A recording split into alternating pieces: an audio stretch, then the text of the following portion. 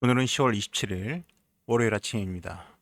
함께 나눌 말씀은 열왕기상 22장 1절부터 12절까지의 말씀이며 먼저 1절 말씀 읽겠습니다. 아람과 이스라엘 사이에 전쟁이 없이 3년을 지냈더라. 아합 왕이 하나님의 도움으로 아람의 벤 하닷 왕을 이긴 후 3년이 지난 때였습니다. 2절에서 4절입니다. 셋째 해에 유다의 여호사밧 왕이 이스라엘의 왕에게 내려가매 이스라엘의 왕이 그의 신하들에게 이르되 길르앗 라못은 본래 우리의 것인 줄을 너희가 알지 못하느냐. 우리가 어찌 아람의 왕의 손에서 도로 찾지 아니하고 잠잠히 있으리요 하고 여호사밧에게 이르되 당신은 나와 함께 길르앗 라못으로 가서 싸우시겠느냐. 여호사밧이 이스라엘 왕에게 이르되 나는 당신과 같고 내 백성은 당신의 백성과 같고 내 말들도 당신의 말들과 같으니이다. 남유다의 여호사밧 왕이 북이스라엘의 아합 왕을 찾아왔습니다. 그때 아합 왕이 길르앗 라못을 찾자라고 신하들에게 이야기합니다. 아람의 벤 하닷 왕은 3년 전 전쟁에서 패한 후 이스라엘의 성읍들을 돌려주겠다고 약조했으나 그 약속을 지키지 않았습니다. 그래서 지금 아합 왕이 그 성읍을 빼앗고자 여호사밧 왕에게 도움을 청했습니다. 이때 여호사밧 왕은 흔쾌히 수락합니다.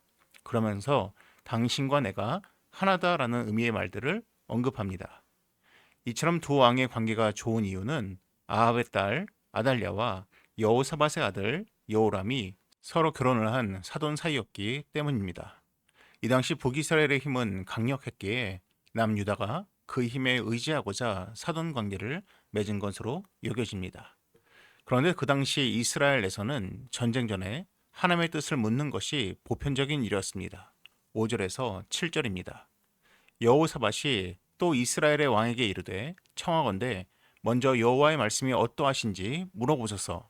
이스라엘의 왕이 이에 선지자 400명쯤 모이고 그들에게 이르되 내가 길르앗 라못에 가서 싸우랴 말랴. 그들이 이르되 올라가소서.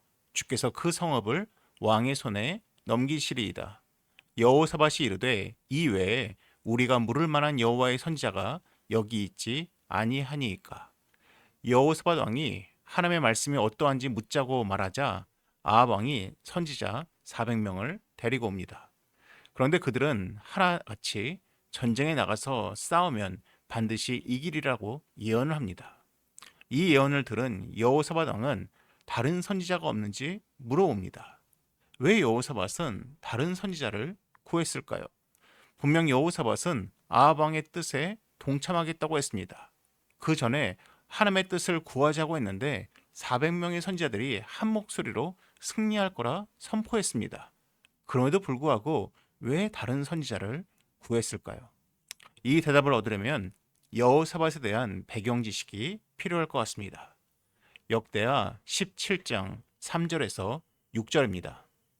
여호와께서 여호사밧과 함께 하셨으니 이는 그가 그의 조상 다윗의 처음 길로 행하여 바알들에게 구하지 아니하고 오직 그의 아버지의 하나님께 구하며 그의 계명을 행하고 이스라엘의 행위를 따르지 아니하였음이라.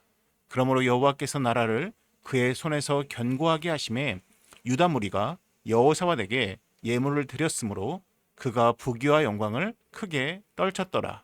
그가 전심으로 여호와의 길을 걸어 산당들과 아세라 목상들도 유다에서 제거하였더라. 그는 전심으로 여호와의 길을 걷는 자였습니다. 다윗의 길을 걷는 자라고 표현하고 있습니다.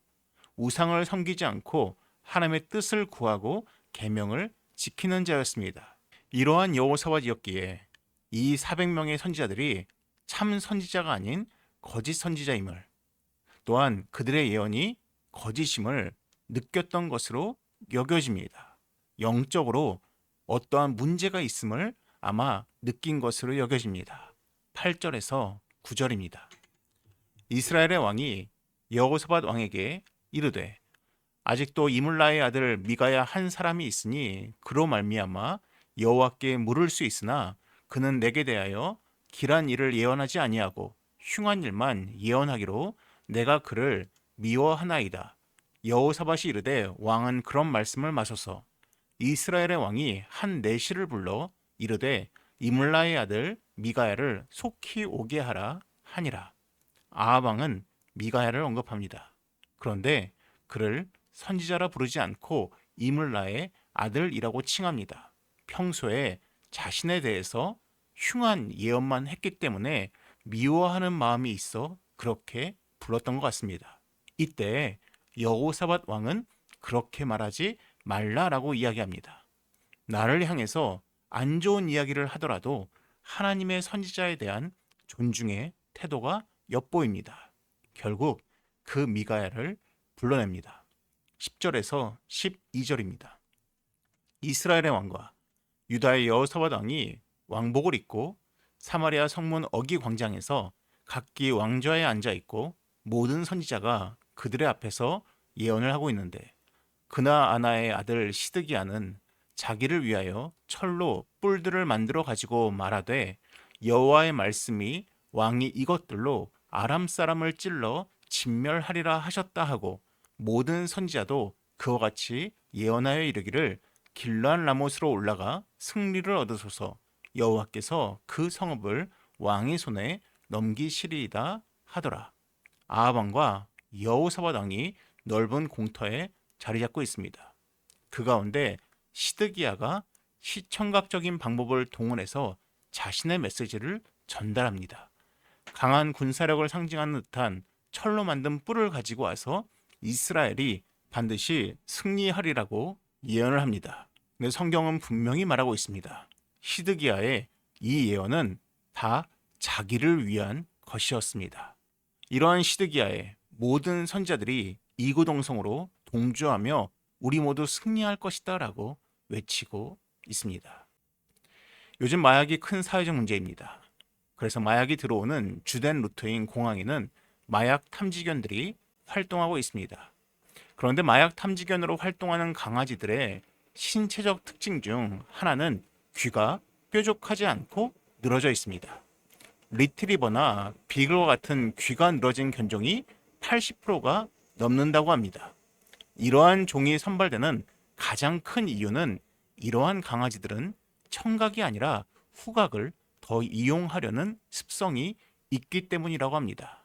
하지만 후각을 더 이용한다고 무조건 마약 탐지견이 되는 건 아닙니다. 집중력 훈련과 체력 훈련이 필요합니다. 하나님께서 우리에게 오감을 주셨습니다. 더불어 주신 것이 영감입니다. 영감의 사전적 첫 번째 의미가 영어로 spiritual sense, 영적인 감각입니다. 우리가 믿는 자로서 오감에만 의존하는 것이 아니라 영적인 감각에 좀 더 민감하고 예민할 수 있어야 됩니다. 그러려면 우리 또한 말씀과 기도로 이 영적인 감각이 더욱더 발달될 수 있도록 우리에게도 훈련이 필요할 것 같습니다. 이 한 주간 동안 여러분들의 영적인 감각이 더욱더 훈련받는 시간이 되면 좋겠습니다. 기도하겠습니다. 사랑이 많으신 하나님 아버지, 하나님 참으로 거짓과 유혹이 난무하는 이때에 우리의 영적인 감각이 더욱 훈련받고 더욱더 잘 작동하여서 하나님의 말씀을 올바로 분별할 수 있는 우리가 되게 하여 주시옵소서. 이 모든 말씀 예수님의 이름으로 기도드립니다. 아멘. 이어서 화면에 보이는 기도의 제목으로 함께 기도하시기 바랍니다.